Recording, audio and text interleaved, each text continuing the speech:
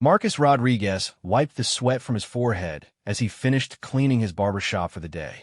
The small establishment on Station Gamma 7 wasn't much to look at, but it served a diverse population of traders, miners, and travelers who passed through this remote corner of the galaxy. His electric clippers hung neatly on their hooks, and the worn leather chairs sat empty, waiting for tomorrow's customers. The station existed at the crossroads of three major trade routes, making it a melting pot of alien species. Marcus had seen it all in his 5 years here. The crystalline Viridians who needed their geometric features polished rather than cut, the furry Kythons who required delicate trimming of their ceremonial whiskers, and the amphibious Aquarians who needed special moisture treatments for their head tendrils. Each species had taught him something new about patience, precision, and the universal desire to look one's best. Tonight felt different, though. The station's atmospheric processors hummed with an unusual vibration, and the lighting seemed dimmer than usual. Marcus had noticed fewer ships docking over the past week, and the usual chatter in the corridors had dropped to worried whispers. Something was making the regular visitors nervous, but nobody seemed willing to talk about it openly. As he reached for his guitar case behind the counter, a soft scratching sound came from the ventilation grate near the floor. Marcus paused, listening carefully. The station's maintenance systems often made odd noises, but this sounded different, almost deliberate. He knelt down and peered through the grate slats, but saw only darkness. The scratching came again, followed by what sounded like a tiny whimper. Marcus grabbed his sonic screwdriver from the toolkit and quickly removed the grate cover. Inside the narrow ductwork, two large, luminous eyes stared back at him. They were the color of molten gold, set in a face that was unmistakably reptilian, but somehow endearing in its youth and confusion. "Hey there, little one," Marcus whispered, extending his hand slowly. "What are you doing in there?" The creature, no larger than a house cat, had iridescent scales that shifted from deep emerald to midnight blue depending on the angle of the light. Its wings were folded tightly against its body, clearly too small for flight, but perfect for navigating tight spaces. When it opened its mouth, revealing tiny but sharp teeth, no sound emerged except for another soft whimper. Marcus recognized the species immediately. Every spacer in this sector had heard stories of the Draconians, ancient, powerful beings who ruled vast territories and commanded fleets that could reduce planets to ash. They were legendary for their intelligence, their magic-like technology, and their fierce protection of their young. Finding a Draconian hatchling alone and apparently lost was like discovering a live nuclear warhead in his shop. Okay, Marcus said gently, his mind racing. "You're scared, aren't you? And probably hungry, too." The hatchling's eyes followed Marcus's movements as he slowly reached into his lunch bag and pulled out half of a sandwich. He tore off a small piece of the protein substitute and offered it through the opening. The little dragon sniffed cautiously before taking the morsel with surprising delicacy. As the creature ate, Marcus noticed its scales were duller than they should be, and its breathing seemed labored. Whatever had brought this hatchling to his shop, it had been traveling for some time and was clearly distressed. He had two choices: report it to station security and hope the Draconians would be grateful rather than vengeful, or try to help it himself until he could figure out how to safely return it to its people. The decision was easier than he expected. The hatchling's golden eyes held an intelligence that reminded him of his own daughter back on Earth, and the way it trembled with exhaustion touched something deep in his parental instincts. "All right, little guy," Marcus said, carefully coaxing the hatchling out of the ductwork. "Let's get you somewhere more comfortable." The dragon allowed itself to be gently lifted, its scales surprisingly warm to the touch. Marcus carried it to the back room of his shop, where he kept a small cot for the occasional long day. He arranged some soft towels into a nest-like formation and placed the hatchling in the center. The creature immediately curled up, but its eyes remained alert and watchful. Every few seconds, it would make that same soft whimpering sound, as if calling for someone who couldn't hear. Marcus sat down in a nearby chair and opened his guitar case. The old acoustic instrument had been his companion through countless lonely nights on the station, and music had always been his way of processing emotions and finding peace. Maybe it could help calm this frightened little being too. He started with something simple, a gentle melody his grandmother had taught him during summers on her ranch in New Mexico. The notes filled the small room with warmth, and almost immediately, the hatchling's breathing began to slow and deepen. Its scales gradually brightened, shifting to warmer hues of gold and copper. Encouraged by the response, Marcus continued playing, moving through a repertoire of lullabies and soft ballads. The dragon's eyes began to droop, but it fought against sleep, as if afraid of letting its guard down. So Marcus kept playing, his fingers finding familiar chord progressions, while his mind wandered to the implications of his situation. Somewhere out there, powerful beings were probably searching for this little one. The Draconian Empire was known for its protective nature when it came to their young, and their methods of retrieving lost children were legendary for their thoroughness and intensity. But looking at the peaceful expression on the hatchling's face as it finally drifted off to sleep, Marcus couldn't bring himself to regret his choice. The next morning brought new challenges. The hatchling had awakened hungry and more vocal, producing soft chirping sounds that Marcus hoped wouldn't carry through the shop's thin walls. He had managed to fashion a more secure hiding place behind a false panel he'd installed for storing valuable equipment. But keeping a young dragon hidden while running a business was proving more complicated than expected. His first customer of the day was Zara, a Kithan trader whose ship regularly stopped at Gamma 7. Her fox-like features were more tense than usual, and her normally pristine fur looked unkempt. "The usual trim, Zara?" Marcus asked, trying to keep his voice casual while listening for any sounds from the back room. "Yes, but quickly," she replied, her ears twitching nervously. "Strange ships have been seen in the outer system. Big ones. The kind that don't usually come to places like this." Marcus's hands remained steady as he worked, but his mind raced. "What kind of ships?" "Draconian warships," Zara whispered. "3 of them, holding position just beyond the sensor grid. Nobody knows what they want, but ships that size don't come here for trade." The Clippers paused for just a moment before Marcus resumed his work. "Maybe they're just passing through." "Draconian ships don't pass through anywhere," Zara said grimly. "They go where they intend to go, and they stay until they get what they came for. Word is they're looking for something or someone." As Marcus finished Zara's trim, his mind was already working on contingency plans. He needed to keep the hatchling calm and hidden until he could figure out how to safely return it to its people. But with Draconian warships in the system, time was running short, and the stakes were getting higher by the hour.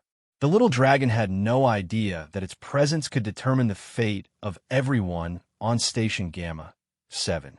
All it knew was that the human with the gentle hands and soothing music made it feel safe for the first time since becoming separated from everything familiar. And for now, that was enough. 3 days had passed since Marcus discovered the hatchling, and the situation on Station Gamma 7 was growing more tense by the hour. The Draconian warships remained at the edge of the system, their massive forms visible even through the station's basic telescopes. No communication had been attempted from either side, but everyone knew that silence from Draconians was often more ominous than threats. Marcus had developed a routine. During business hours, he kept the hatchling hidden in the secret compartment with soft blankets and a small heating unit. The little dragon had proven remarkably intelligent, seeming to understand that staying quiet during the day was important. It would curl up with one of Marcus's old shirts that smelled like him, occasionally making tiny purring sounds that reminded him of a contented cat. The evenings were different. Once Marcus locked up the shop and dimmed the lights, the hatchling would emerge from hiding, eager for food, attention, and especially the music that had become their nightly ritual. The dragon's appetite was growing stronger, and it had started showing preferences. It loved the protein bars Marcus kept for emergency rations, but turned its nose up at synthetic vegetables. More concerning was how it had begun producing tiny sparks when excited or frustrated, small electrical discharges that made Marcus's hair stand on end. Tonight, as Marcus tuned his guitar, he noticed the hatchling watching him with unusual intensity. Its golden eyes tracked every movement of his fingers, and its head tilted in an almost human gesture of curiosity. "You're getting bigger, aren't you?" Marcus murmured, running his hand gently along the dragon's back. The scales felt warmer than before, and there was a definite increase in size. The creature was now closer to the size of a small dog than a cat. As he began playing a soft melody, something extraordinary happened. The hatchling opened its mouth and produced a sound that harmonized perfectly with the guitar notes. It wasn't speech, but it wasn't random noise either. The dragon was singing. Marcus stopped playing, amazed, and the hatchling looked at him expectantly. When he resumed the melody, the dragon joined in again, its voice creating haunting overtones that made the simple tune sound like something ancient and magical. "Well, I'll be damned," Marcus whispered. "You're not just listening, you're learning." Over the next hour, they worked together, the hatchling gradually becoming more confident in its vocalizations. Marcus found himself modifying his playing to complement the dragon's natural tones, and soon they had created something neither could have produced alone. The music seemed to fill the small room with warmth and light, making Marcus forget for a moment about the warships waiting in the darkness beyond the station. The peaceful moment was interrupted by a sharp knock at the shop's front door. Marcus quickly silenced his guitar and motioned for the hatchling to stay quiet. The dragon immediately responded, pressing itself low against the cot and becoming completely still. Through the frosted glass of the door, Marcus could see a tall, imposing figure. He recognized the outline immediately. Commander Vex of Station Security, a no-nonsense Centaurian whose blue-scaled skin and serious demeanor made him effective at maintaining order among the station's diverse population. "Rodriguez," Vex called through the door. "I know you're in there. We need to talk." Marcus opened the door just wide enough to speak. "Kinda late for a haircut, Commander." "This isn't social," Vex replied, his reptilian features stern. "Can I come in?" Marcus hesitated. Vex was fair and generally trustworthy, but he was also sworn to protect the station and its inhabitants. If he suspected Marcus was harboring something that could bring draconian wrath down on them all, his duty would be clear. "It's been a long day," Marcus said carefully. "Can this wait until tomorrow?" Vex's orange eyes studied Marcus's face. "I've been getting reports of strange sound from your shop after hours. Musical sounds, but different. Some of the residents are curious." "I've been practicing new techniques," Marcus replied, trying to sound casual. "Experimenting with harmonics. You know how sound carries in these corridors." "Yes, I do know," Vex said slowly. "I also know that draconians have exceptional hearing, and that their young are known to be particularly responsive to certain frequencies." He paused, letting the implication hang in the air. If someone on the station were hiding something that might interest our unexpected visitors, it would be in everyone's best interest to handle the situation properly. Marcus felt his heart rate increase, but he kept his expression neutral. "I'm not sure what you're suggesting, Commander." Vex stepped closer, lowering his voice. "I'm suggesting that if such a situation existed, the person involved should know they're not alone. Some problems are too big for one person to handle, no matter how good their intentions." Before Marcus could respond, a new sound echoed through the station's corridors, a deep, resonant tone that seemed to come from everywhere at once. Both men looked up as the lights flickered briefly, and Marcus felt the familiar vibration of ships docking at the station's main ports. "They're here," Vex said grimly. "The Draconians have sent a boarding party."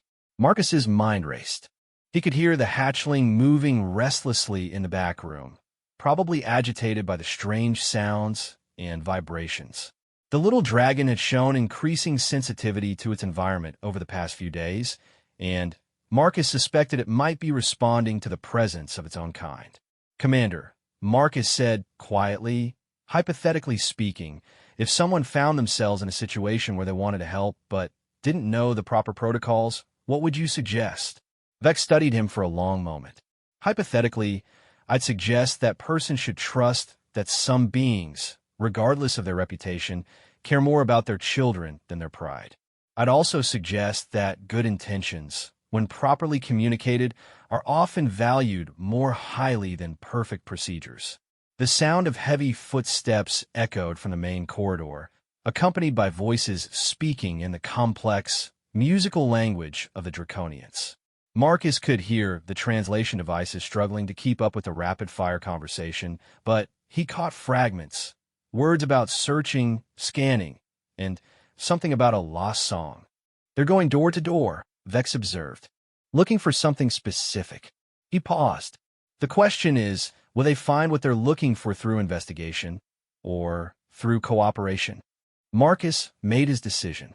The hatchling had spent 3 days in hiding, and while it seemed healthy and content, he could see the longing in its golden eyes when it looked toward the door. It belonged with its own kind, and keeping it hidden wasn't protecting it. It was prolonging its separation from its family. Commander, Marcus said, I think I might need some help with a very delicate situation. Vex nodded slowly. I thought you might.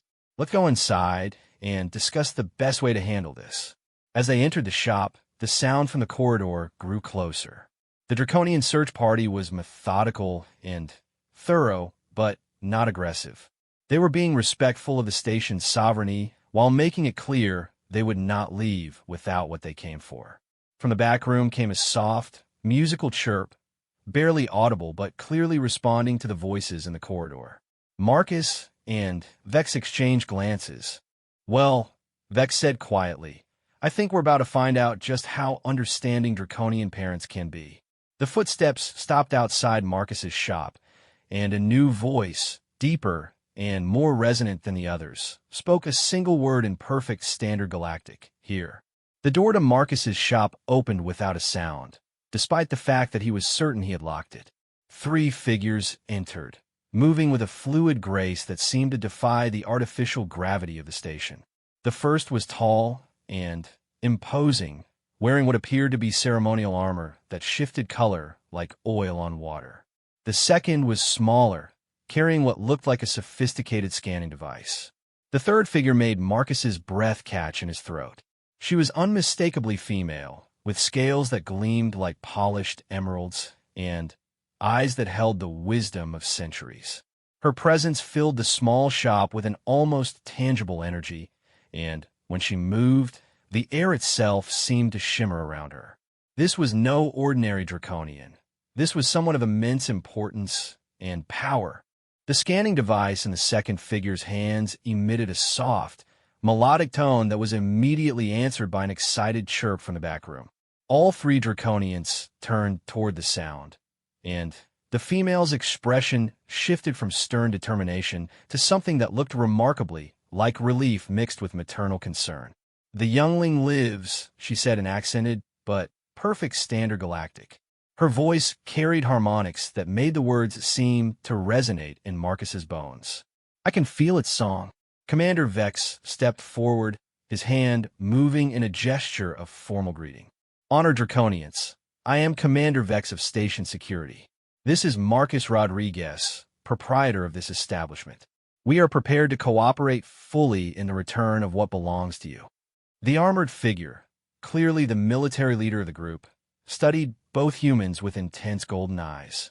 You have harbored our lost one for 3 cycles, he said, his tone carefully neutral. This could be seen as theft or as protection.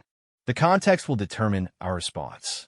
Marcus felt his mouth go dry, but before he could speak, another sound came from the back room, the unmistakable notes of the melody he had been playing with the hatchling the night before. The little dragon was singing, its voice pure and clear, carrying through the walls as if they didn't exist.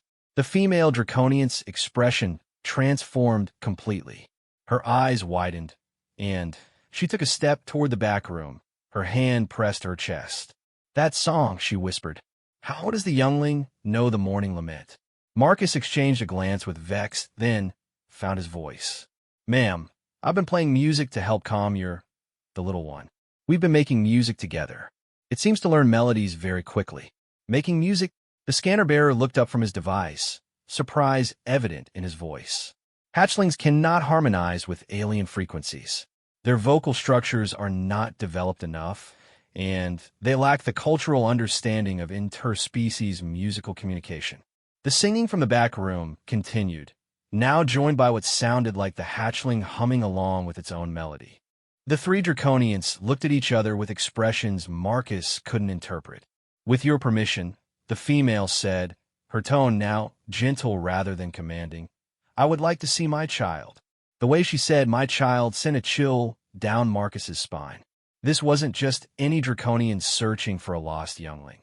This was the mother, and given the deference the other two showed her, she was someone whose anger could reshape star systems. "Of course," Marcus said quickly.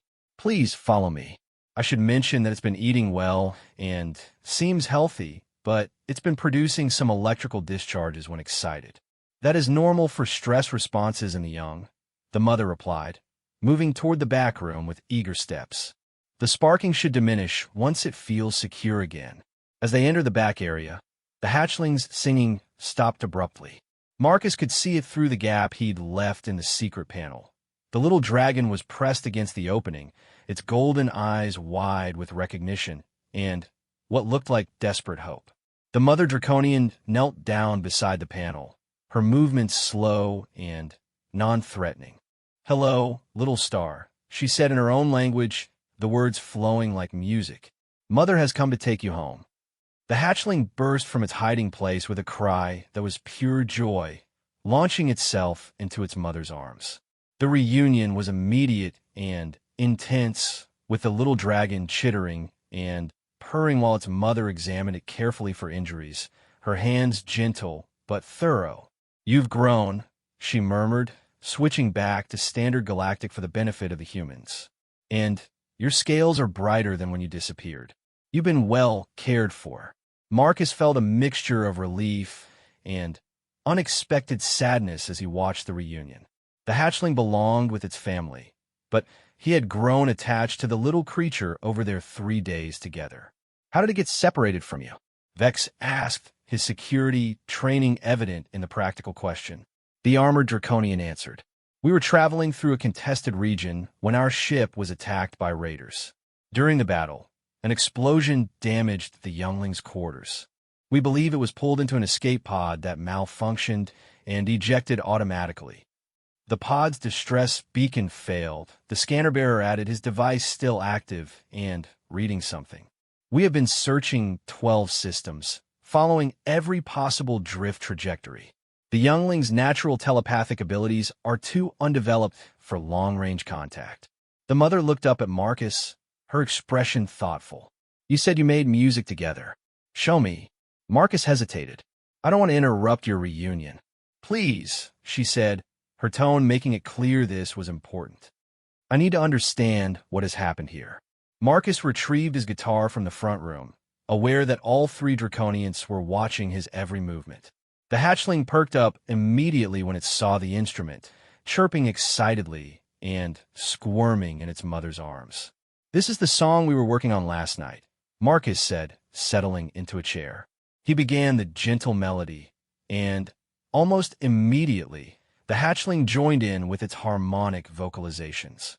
The effect on the three adult Draconians was immediate and profound.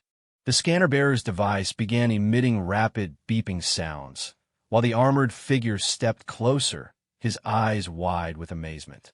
But it was the mother's reaction that struck Marcus most. Tears were flowing down her scaled cheeks, glowing faintly in the shop's artificial lighting. "Impossible," whispered the scanner-bearer. "The harmonic resonance is perfect. The youngling is not just imitating. It's understanding the emotional context of the music and responding with appropriate melodic structures." "What does that mean?" Marcus asked, continuing to play while the hatchling sang along. The mother wiped her eyes, her voice filled with wonder and something that might have been awe. "It means my child has learned to communicate across species barriers in a way that normally takes decades of study to achieve. Draconians are born with musical abilities, but the sophistication required for true interspecies harmonic communication. She trailed off, watching her child with amazement. "You've awakened something in the youngling that we thought would remain dormant until maturity," the armored figure added. "This is unprecedented." The hatchling finished its song and looked expectantly at Marcus, clearly wanting to continue. But now it was also chattering at its mother in their own language, its excitement evident in the rapid-fire stream of musical syllables. "What is it saying?" Marcus asked. The mother listened for a moment, then looked at Marcus with an expression he couldn't quite read. "It's telling me about the kind human who played beautiful songs and kept it safe. It's also asking if you can come home with us so the music lessons can continue." The simple request filtered through the innocent desire of a young creature for continuity in its life, hung in the air like a challenge to everything Marcus thought he knew about his future. The silence that followed the hatchling's innocent request seemed to stretch forever. Marcus looked between the three adult draconians, trying to gauge their reactions while his mind processed what had just happened.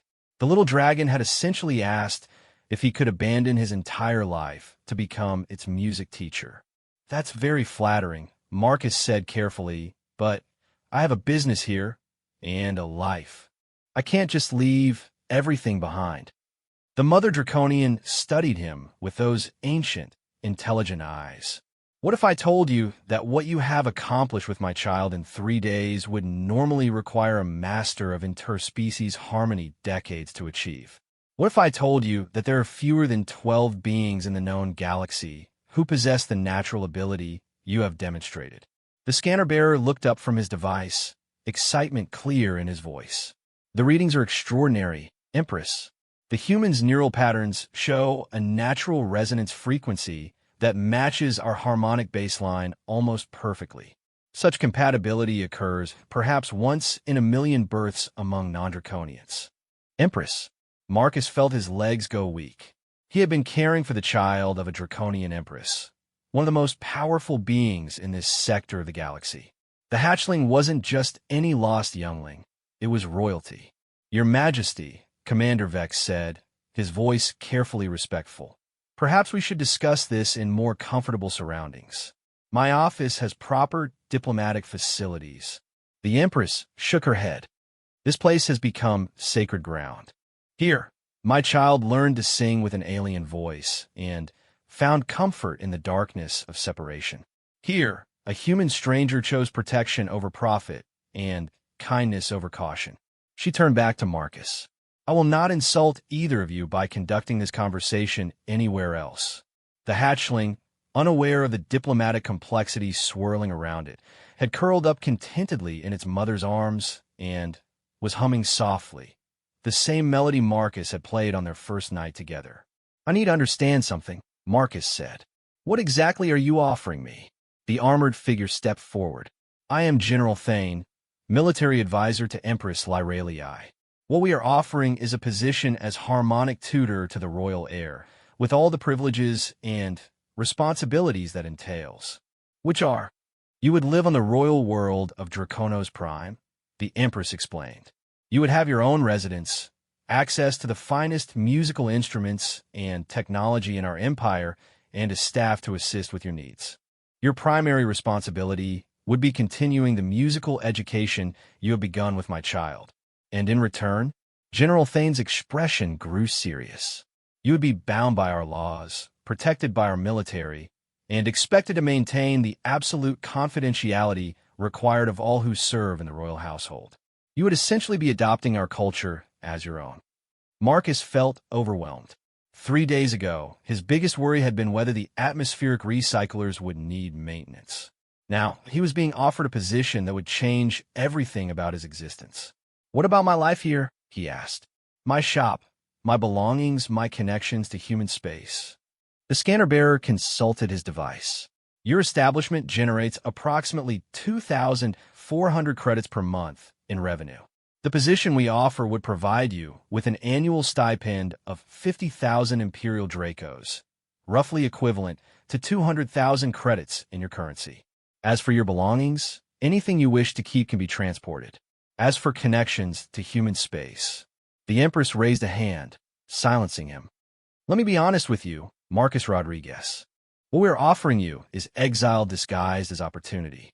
You would be leaving your species, your culture, and your world to live among beings who think and feel in ways that may always remain partly alien to you.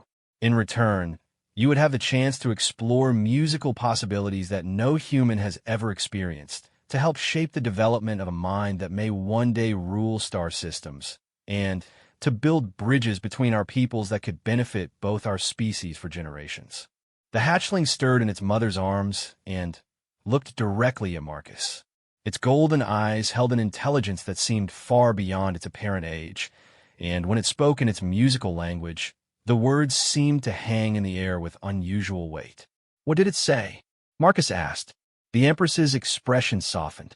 It said that the music you made together felt like coming home, and that it would be sad if the songs had to end now that it has found its mother again. Marcus looked around his shop, at the familiar chairs, the tools of his trade, the comfortable routine that had defined his life for years. Then he looked at the hatchling, remembering the wonder of their musical collaboration and the pure joy in its voice when they harmonized together. Could I have some time to think about this? Of course, the Empress said, but I should inform you that we cannot remain in this system indefinitely. Our presence here makes others nervous, and we have responsibilities throughout the Empire. We can give you 3 days to decide. General Thane stepped forward. In the meantime, there are practical matters to address. The youngling should return to our ship for proper medical evaluation and nutritional supplementation. However, if you are willing, we would appreciate continued interaction during our stay. You mean keep the music lessons going? If possible, the Empress said. The development we have observed should not be interrupted unnecessarily. The scanner bearer looked up from his device again. Empress, there is another consideration. The youngling's bonding responses are highly unusual. Typically, royal offspring form primary attachments only to family members and designated caretakers. The emotional resonance patterns I'm reading suggest a degree of attachment to the human that is normally reserved for parental figures. Marcus felt a chill. What does that mean? The Empress was quiet for a long moment. It means that if you refuse our offer, my child will likely experience what humans might call heartbreak. Young Draconians who form deep emotional bonds are profoundly affected by separation. The trauma could affect its development for years. And if I accept, then you become family, she said simply. Not just an employee or a tutor, but a permanent part of the child's life and, by extension, mine. The weight of the decision pressed down on Marcus like station gravity, suddenly, doubling. He was being asked to choose between his comfortable, predictable life and stepping into something larger than he had ever imagined possible. The hatchling made a soft, questioning sound and extended one tiny clawed hand toward Marcus. When he reached out instinctively to touch it, the little dragon wrapped its fingers around his and hummed contentedly. Can I ask you something, Your Majesty? Of course. Why is this so important to you? You're an empress with entire worlds under your rule. Why does it matter so much that one human continues teaching your child music? The empress looked down at her offspring, her expression a mixture of love and ancient sadness. Because in 3 days, you accomplished something I had feared might never happen. You taught my child to find joy and comfort in the voice of another species. In our long history, Draconians have often been feared, respected, and obeyed, but rarely truly understood by other races. If my child can learn to communicate genuine emotion through music with beings unlike itself, it may grow up to be a leader who can bridge the gaps that have separated our peoples for millennia. She met Marcus's eyes directly. You gave my child the gift of harmony, Marcus Rodriguez. The question now is whether you will help us build a future where such harmony can flourish. Marcus spent the next 2 days in a state of mental chaos that even his guitar couldn't soothe. The Draconian delegation had taken temporary quarters on their flagship while maintaining a respectful distance from the station, but their presence was felt by everyone. Trade had ground to a halt as nervous merchants waited to see what would happen, and the corridors buzzed with wild speculation about why the Dragon Lords had come to their remote outpost. True to their word, the Draconians had allowed the Hatchling to visit Marcus each evening for continued music lessons. These sessions had become the highlight of his day, filled with musical discoveries that challenged everything he thought he knew about harmony and communication. The little dragon, whose name he learned was Zephyr, was progressing at an extraordinary rate, now able to modulate its voice to match not just melodies but emotional nuances that should have been far beyond its understanding. On the second evening, something remarkable happened. As Marcus played a melancholy piece about missing home, Zephyr began to sing words, actual standard galactic words, woven seamlessly into its harmonic vocalizations. Lonely stars, calling home. Music makes bridges grow. Marcus stopped playing, stunned. Zephyr, did you just compose lyrics? The hatchling tilted its head, golden eyes bright with excitement. Music teaches words. Words carry feelings. Marcus' teacher shows how sounds make meaning. The rapid development was both wonderful and troubling. Marcus could see that his decision wasn't just about his own future anymore. It was about the trajectory of a young being whose potential was just beginning to unfold. On the third morning, he woke to find a message waiting on his personal communicator. The sender was listed simply as a friend, but the content made his heart skip. Marcus, I know about the choice you're facing, and I know it seems impossible. I also know that sometimes the universe presents us with opportunities to matter in ways we never imagined. Whatever you decide, know that your work here has already changed more lives than you realize. The music you've shared with that little one has been heard throughout their ship, and there are Draconians who have never experienced interspecies harmony learning what it means to find common ground with aliens.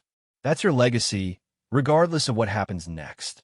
Choose with your heart, but trust that the galaxy is better for having witnessed what you've built together. Commander Vex, that evening, Marcus made his decision.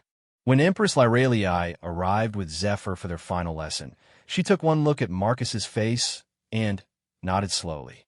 You have chosen. I have, Marcus said, picking up his guitar with steady hands. But first, I want to give Zephyr something to remember our time together by. He began to play a new composition, something he had worked on through the sleepless hours of the previous night. It was a fusion of human musical traditions and the harmonic structures he had learned from Zephyr, a piece that could only have been created through their collaboration. As the melody flowed through the shop, Zephyr joined in immediately, its voice weaving through the music with an intuitive understanding that brought tears to Marcus's eyes. But tonight, the song was different. Tonight, it told a story of friendship across species, of fear conquered by trust, of two different kinds of beings finding common ground in the universal language of music. When the last notes faded, the Empress wiped away tears that glowed softly in the dim light. That was the most beautiful thing I have ever heard, she said softly, and I have lived for over 3 centuries. Marcus set down his guitar and knelt beside Zephyr, taking the hatchling's small clawed hands in his own. I need to tell you something, little friend. I've decided that I can't come with you to your new home. Zephyr's eyes widened with distress, and it made a sound that was pure heartbreak. But Marcus continued, his voice gentle but firm. I can't come with you because you don't need me anymore. You've learned everything I can teach you about making music with other species. Now you need to learn how to share that gift with your own people and then with the galaxy. You're going to be a bridge builder, Zephyr. You're going to help different kinds of beings understand each other in ways that have never been possible before. The hatchling's distress turned to confusion, then to something that looked like understanding. Marcus' teacher stays to make music with other lonely ones? The perceptiveness of the question surprised Marcus. Yes, little star. There are other beings who need to learn that music can cross any boundary, heal any hurt, and connect any two souls willing to listen. The Empress watched this exchange with an expression of profound respect. You understand the true nature of the gift you have given us, she said. This is not about one child's musical education. This is about changing how our species interact with the universe. Marcus stood and faced her directly. Your Majesty, I'm honored by your offer, and I'll miss Zephyr terribly. But I think I can serve your goals better by staying here, by continuing to discover what's possible when different species make music together. Maybe someday, when Zephyr is grown and ready to take on its role as a leader, it will remember these lessons and use them to build the kind of harmony between our peoples that we've created in this little shop. The Empress was quiet for a long moment. Then she smiled, the first time Marcus had seen her do so, and the expression transformed her entire face. You are wiser than I gave you credit for, Marcus Rodriguez. Very well, we will not press our offer, but we will not forget what you have done for us either. She paused. Would you accept a compromise? What kind of compromise? A cultural exchange. Periodically, young draconians who show aptitude for interspecies communication will come here to study with you. In return, we will send musical instruments and knowledge from our civilization to aid in your work. You will remain human, remain free, remain rooted in your own culture, but you will also become a bridge between our worlds. Marcus felt a weight lift from his chest. That sounds perfect. Zephyr suddenly chirped excitedly and launched into rapid speech in its own language. The Empress listened, then laughed, a sound like silver bells. What did it say? It said that now it understands why the music you make together is so special. It's not about one voice being more important than another. It's about how different voices can combine to make something new and beautiful. And it wants to know if you'll still be here when it comes back to visit. Marcus knelt down and hugged the small dragon gently. I'll be here, Zephyr, and I'll be working on new songs for us to learn together. 3 months later, Marcus's shop had become something unique in the galaxy, a place where beings from dozens of species came not just for grooming services, but for musical therapy and interspecies harmony training. The Draconians had been true to their word, sending instruments and music that challenged and inspired Marcus's growing understanding of cosmic musical traditions. The station's population had grown as word spread about the human barber who could teach any species to sing with any other. Traders began making special stops at Gamma 7, and several permanent residents had taken up residence specifically to study with Marcus. On quiet evenings, when the last customer had left and the station's corridors had grown peaceful, Marcus would sit with his guitar and play the melodies he had learned from a frightened little dragon. Sometimes, if he listened carefully, he could swear he heard an answering harmony from somewhere among the stars, a young voice growing stronger and more confident, preparing to change the galaxy one song at a time. The universe was vast and full of wonders, but Marcus had learned that the most amazing discoveries often happen not in the far reaches of space, but in the simple connections between different kinds of beings who chose to listen to each other's songs. In a small barber shop on a forgotten station, a human and a dragon had proven that harmony was possible across any divide, and that sometimes the most profound journeys began with nothing more than a gentle melody offered to a frightened child in the dark. And somewhere in the depths of space, aboard a ship heading toward the heart of the Draconian Empire, a young dragon practiced the songs its human teacher had shared, knowing that music would always be the bridge that could connect any two hearts willing to listen.